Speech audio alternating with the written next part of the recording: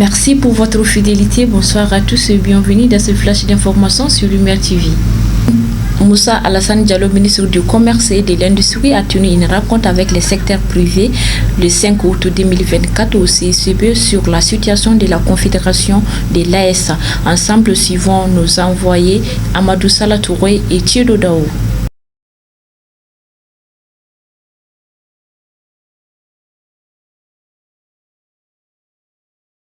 De venir tenir des discours politiques, de dire des choses qu'on ne fera jamais. Ce n'est pas ça. Nous nous engageons sur des choses et nous faisons ces choses-là. C'est de ça qu'il s'agit. Vraiment, je souhaite faire cette mise au point dès le départ pour que nous puissions comprendre que individuellement et collectivement, chacun compte. Mais ce n'est pas une vue de l'esprit. Hein. On a créé la Confédération des États de l'Alliance du Sahel. Il y a les aspects sécuritaires et militaires. Il y a les aspects diplomatiques. Nous sommes en charge des aspects économiques. Dans l'économie 1 plus 1 égale à 2. C'est de ça qu'il s'agit. Vraiment, nous allons partir du concret. Qu'est-ce qu'on peut faire tout de suite? Qu'est-ce qu'on peut faire dans 2 mois? Qu'est-ce qu'on peut faire dans 3 mois? Parce que nous sommes en train de nous préparer, quelqu'un l'a dit. Moi, j'ai parlé avec les ministres de l'Industrie et du Commerce du Burkina ce matin.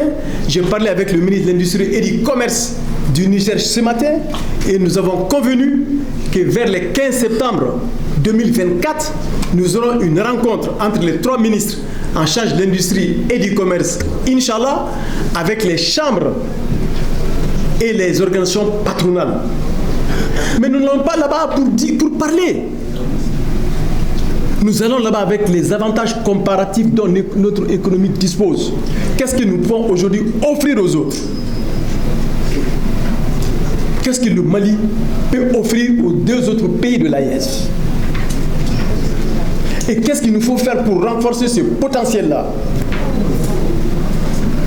C'est de ça qu'il s'agit. Donc tous les grands discours, les grandes propositions, les grandes théories, là, c'est pas ça. Comme je l'ai dit, c'est du pratico-pratique. Après avoir écouté M. le ministre, je pense qu'il est demandé au secteur privé de faire des propositions conformes à l'orientation de l'État. Et pour ce faire, je m'en vais vous faire une première proposition sur le plan énergétique. C'est de prendre les dispositions pour la construction d'une centrale thermodynamique solaire au niveau des 3 frontières. La construction d'une centrale thermodynamique solaire au niveau des frontières. Cela a l'avantage d'optimiser les ressources naturelles que nous avons. Cela a l'avantage de mettre à la disposition des investisseurs de l'énergie à un prix très compétitif, puisque le potentiel naturel, c'est le soleil. Et Dieu seul sait, nous avons plus de 300 jours d'ensoleillement par an, nous avons plus de 8 heures d'ensoleillement par jour, et nous avons une intensité d'ensoleillement qui nous permet d'avoir une plus grande visibilité et clarté sur le développement économique du moment. Je voudrais dire aussi que je représente dans la salle la Fédération nationale des consultants du Mali que le ministre Mombrangue a dû oublier. Nous sommes les consultants. Et les consultants, je crois que c'est la veille de la performance et de la compétitivité de toutes les entreprises ici. Donc je pense que ceci étant, nous voulons juste affirmer à Monsieur le ministre que les consultants sont disponibles pour tout besoin, pour accompagner à travers des initiatives, à travers des études, à travers tout ce qu'on pourra nous demander comme mission pour apporter une plus-value à cette dynamique. La loi sur le contenu local, nous l'avons appréciée à sa juste valeur. Cependant, nous aurions souhaité que cette loi sur le contenu local soit élargie à tous les secteurs d'activité économique. Ça concerne les miniers, c'est vrai, les consultants y trouvent leur compte, peut-être d'autres secteurs d'activité, mais quand c'est élargi, c'est une bonne initiative pour embrasser les autres secteurs d'activité afin d'assurer leur croissance. Donc je voudrais aussi suggérer que cette réunion soit une entame, que cette réunion soit une introduction certainement à d'autres qui suivront, et peut-être proposer d'organiser un atelier pour approfondir davantage sur les enjeux et les défis liés à la création de la confédération, parce que nous sommes sûrs et certains que ça sera une confédération inclusive et une confédération où la libre circulation des biens, des services et des personnes sera une vraie réalité. Je pèse bien mes mots, parce qu'on a vu ailleurs que souvent, quand on veut circuler comme on veut ou quand on veut créer l'entreprise ailleurs, il était difficile dans d'autres confédérations. Mais là, je pense que la force des idées aidant, nous aurons droit à un espace de business pour le secteur privé comme on le souhaite. Avec beaucoup de concentration, le discours de Monsieur le ministre, et surtout en sa dernière partie où il parle de créer, de fédérer les patronats et les chambres de commerce et d'industrie. Bon, j'aimerais attirer l'attention du ministre. Je sais que le domaine en lequel il est en charge, c'est celui de l'industrie du commerce. Mais lui qui est un adepte du développement endogène, tout part à partir de l'agriculture. Nous sommes une bonne trentaine dans cette salle ici. Et j'aimerais aussi que les chambres d'agriculture soient associées à cette démarche, surtout que j'informe le ministre que déjà la chambre de l'APECAM et la Chambre nationale d'agriculture du Burkina, en son président, en l'occurrence M. Moussa Koné, nous sommes déjà en train d'élaborer un draft pour fédérer les 3 chambres d'agriculture, mais malheureusement la chambre d'agriculture du Niger, il y a eu un changement à leur tête, on n'a pas encore le contact du nouveau président. Donc si le ministre peut nous aider à faciliter ces contacts, on est en train d'échanger déjà entre nous, de trouver le remplaçant du feu RECAO, qui était une création aussi de la CEDEAO, mais surtout que le ministre du Commerce et de l'Industrie, dans toutes les démarches qu'il veut entreprendre, qu'il associe aussi les chambres d'agriculture. C'est vraiment, on parle beaucoup de commercialisation, d'industrialisation, mais il faut mettre le point aussi sur la production. Et nous avons beaucoup à produire, nous avons vraiment un marché énorme.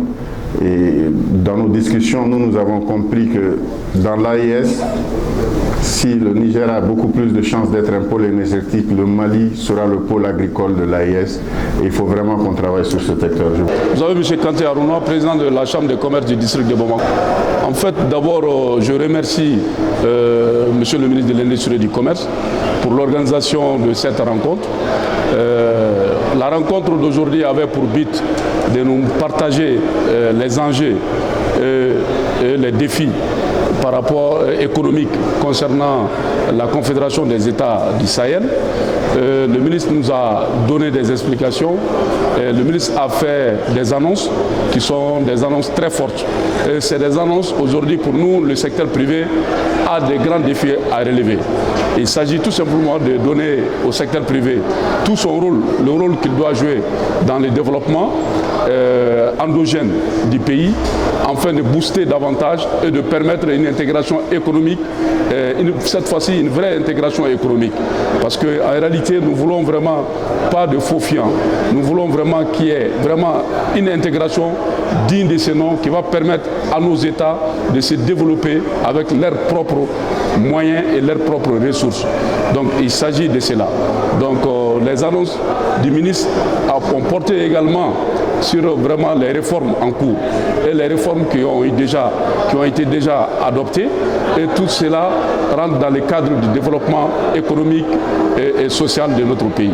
Lundi 5 août 2024, État-major général des armées a annoncé une frappe aérienne avec succès sur les cibles terrorisme dans la région de Kidal. Le ministre de la Sécurité et de la Protection civile, Daoud Ali Mohamedine, a annoncé ceci août 2024 à tous les agents de forces de sécurité d'obéir au paiement digital qui a été mis en place par les autorités de la transition et met en garde à toutes les pratiques contraires.